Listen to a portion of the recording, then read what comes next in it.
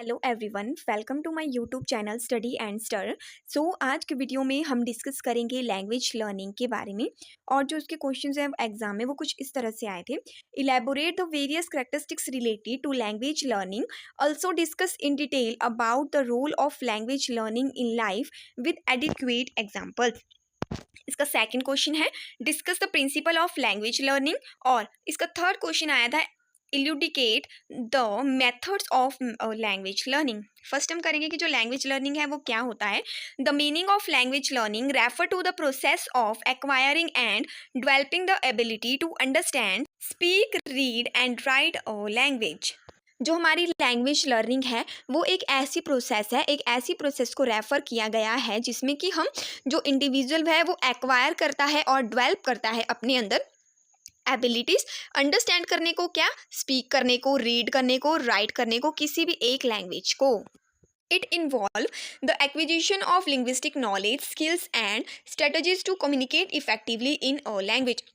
इसमें हमारा इन्वॉल्व होता है किसी भी लैंग्विस्टिक नॉलेज को एक्विजिशन यानी एक्वायर करना, स्किल्स को एक्वायर करना और कम्युनिकेट करना इफेक्टिवली इन अ लैंग्वेज, किसी भी एक लैंग्वेज में। It require a combination of cognitive, emotional and social efforts, कि इसमें रिक्वायर होता है हमारा इमोशनल, सोशल और जो भी हमारे कॉग्निटिव एफर्ट्स है वो सभी चीज़ें इसमें एक्वायर होती हैं।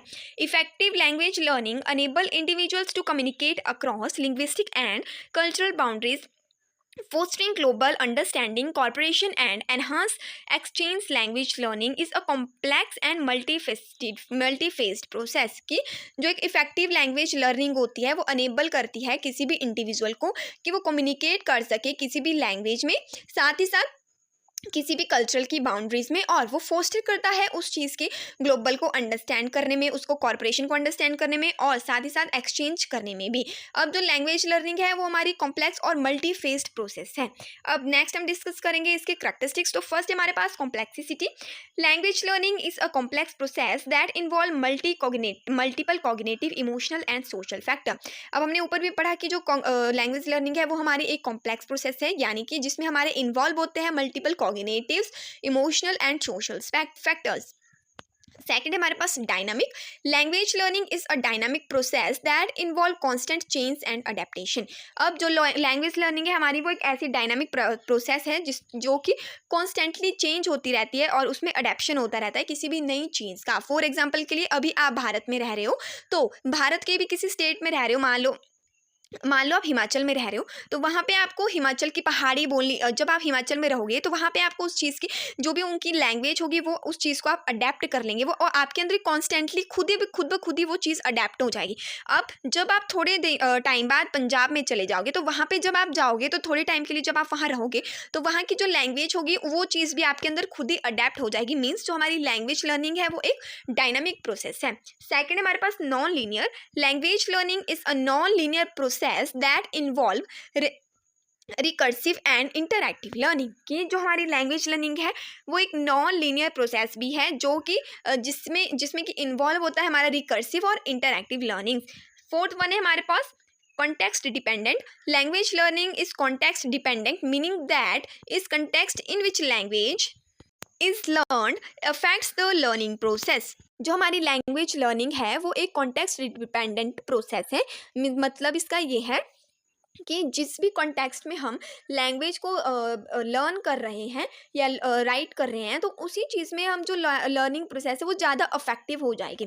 फिफ्थ वन हमारे पास social. Language learning is a social process that involve interaction with others. की जो लैंग्वेज लर्निंग है वो एक सोशल प्रोसेस है जो कि अनेबल करती है किसी भी पर्सन्स के साथ हमारा इंटरेक्शंस को। सिक्स्थ वन है हमारे पास cognitive. Language learning is a cognitive process that involve mental processes such as the perception, attention, memory and problem solving. जो हमारी लैंग्वेज लर्निंग है वो हमारी एक कॉग्निटिव प्रोसेस है जिसमें कि हमारी सभी मेंटल प्रोसेसेस इन्वॉल्व होती है, जैसे कि हमारा अटेंशन हो गया, हमारी मेमोरी होगी, हमारा प्रॉब्लम सॉल्विंग हो गया, critical thinking, analytical thinking etcetera होंगे। सेवेंथ हमारे पास emotional.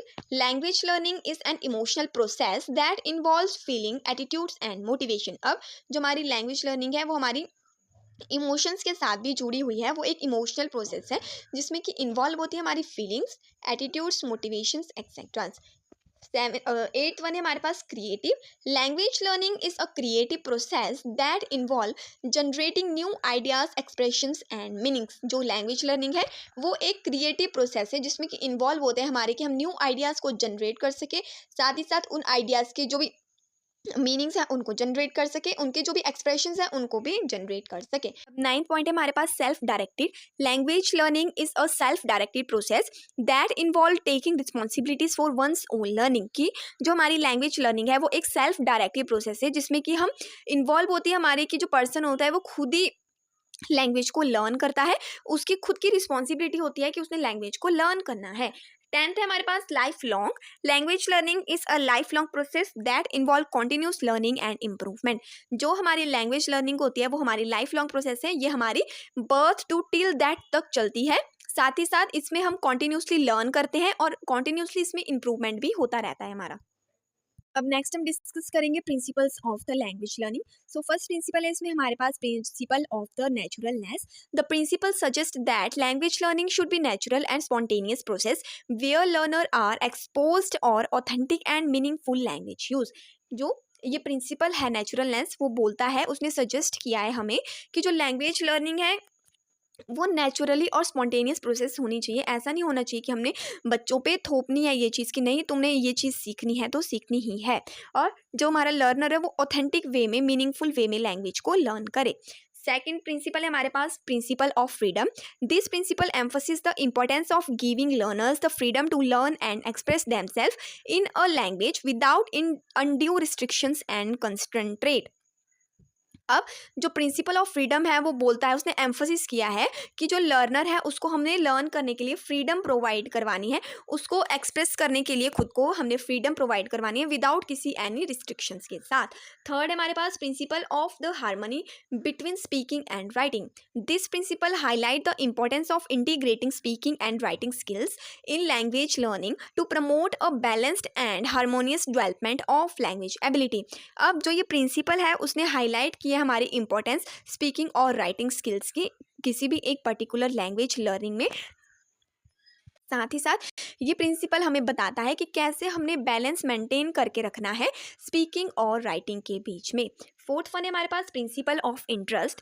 This principle suggest that language learning should be interesting and engaging with material and activities that motivate and capture learners attention. अब जो ये प्रिंसिपल है वो सजेस्ट करेगा कि जो हमारी लैंग्वेज लर्निंग होती है वो इंटरेस्टिंग और एंगेजिंग बनाने के लिए हमने उसमें प्रोवाइड करवाने हैं कुछ मटीरियल्स और एक्टिविट जो कि मोटिवेट करेंगे लर्नर्स को लैंग्वेज सीखने के लिए। फिफ्थ प्रिंसिपल है हमारे पास principle of creativity. This principle emphasis the importance of encouraging creativity and imagination in language learning to help learners develop their own unique voice and expressions. जो principle है ये क्रिएटिविटी का वो हमारा एम्फोसिस करता है एनकरेज करने के लिए क्रिएटिविटी को और इमेजिनेशन को किसी भी लर्नर्स में। साथ ही साथ ये हेल्प करेगा कि जो लर्नर है वो खुद की एक यूनिक वॉइस और एक्सप्रेशंस को और इमेजिनेशन को क्रिएट कर सके। सिक्स्थ हमारे पास principle of the practice. This principle highlight the importance of practice and repetition in language learning to help learners develop their language skills and build confidence.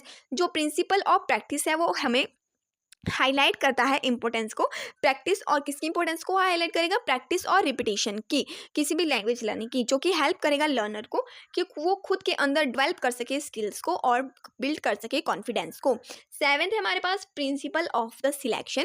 This principle suggest that language learning should be involve the selection of relevant and useful language items to help learners focus on the most important and frequently used language structure and vocabulary. जो principle of selection है वो हमें suggest करता है कि जो भी हमने रेलिवेंट आइटम्स लैंग्वेज चूज़ करनी है चिल्ड्रंस को सिखाने के लिए वो हमने ऐसी सिलेक्ट करनी है उसमें ज़्यादा से ज़्यादा फोकस होना चाहिए हमारे वोकेबलरी पे और उसमें ज़्यादा से ज़्यादा फ्रिक्वेंटली यूज़ होने चाहिए हमारे लैंग्वेज के स्ट्रक्चर्स। एट्थ है हमारे पास principle of the individual differences. So this principle recognize that learner have different learning style abilities and needs and that language instruction should be tailor to meet these individual differences. कि जो ये principle of individual differences है वो suggest करता है कि अब ज़रूरी नहीं है कि जितने भी दुनिया में बच्चे हैं, उन सभी का लर्निंग करने का तरीका एक जैसा हो, लिखने का तरीका एक जैसा हो, उनके नीड्स, उनकी एबिलिटीज़ एक जैसी हो, ऐसा नहीं होता है। सभी पर्सन की सभी, तभी यहाँ पे बोला गया है इंडिविजुअल डिफरेंस। जितने भी पर्सन्स हैं यहाँ पे सबके अपने स्टाइल होते हैं, अपनी एबिलिटीज़ होती है, सबकी अपनी नीड्स होती है। तो हमने उन सभी चीज़ों को ध्यान में रखते हुए अपना जो भी इंस्ट्रक्शन मटीरियल है उस चीज़ को वहाँ पे बनाना है। 9th हमारे पास principle of imitation. This principle suggest that language learning should involve imitation and mimicry, where learning imitate the language pattern and structure of native speaker। अब जो ये प्रिंसिपल ऑफ इमिटेशन है वो हमें सजेस्ट करता है कि जो हमारी लैंग्वेज लर्निंग है उसमें हमारी मिमिक्री और इमिटेशन भी इन्वॉल्व होने चाहिए, क्योंकि जो बच्चा होता है जब वो छोटा होता है तो वो चीज़ों को इमिटेट करके ही और उनकी मिमिक्री करके ही सीखता है। 10th है हमारे पास principle of activities. This principle emphasis the importance of using a variety of activities and task in language learning to promote engagement, motivation और लैंग्वेज प्रैक्टिस। अब जो हमारा प्रिंसिपल ऑफ एक्टिवनेस है वो एम्फोसिस करता है हमारे कि हमने वैरायटी ऑफ एक्टिविटीज़ और टास्क को लैंग्वेज लर्निंग में इंक्लूड करना है, जो कि हेल्प करेगा जिसके कि जो स्टूडेंट्स है वो एंगेज होंगे, वो मोटिवेट होंगे और उनकी जो लैंग्वेज की प्रैक्टिस होगी वो भी ज़्यादा अच्छे से होगी। 11th हमारे पास principle of efforts. This principle highlight the importance of efforts and persistence in language learning, where learners are encouraged to take risk, make mistakes and learn from their experiences। अब जो प्रिंसिपल ऑफ एफर्ट है हमारा वो ये बोलता है वो कि जो हमारी लैंग्वेज लर्निंग होती है वो एफर्ट से जुड़ी होनी चाहिए, परसिस्टेंस उसमें यूज़ होना चाहिए, ताकि जो लर्नर है वो खुद अपने आप में रिस्क लेना सीखे, साथ ही साथ जो भी वो मिस्टेक्स करे और फिर उसके बाद उन मिस्टेक से वो चीज़ों को सीखे। नेक्स्ट हमारा principle of child centredness. This principle suggest that language learning should be centred on the needs and interest of the child with instruction that is tailored to their development stage, learning style and individual needs.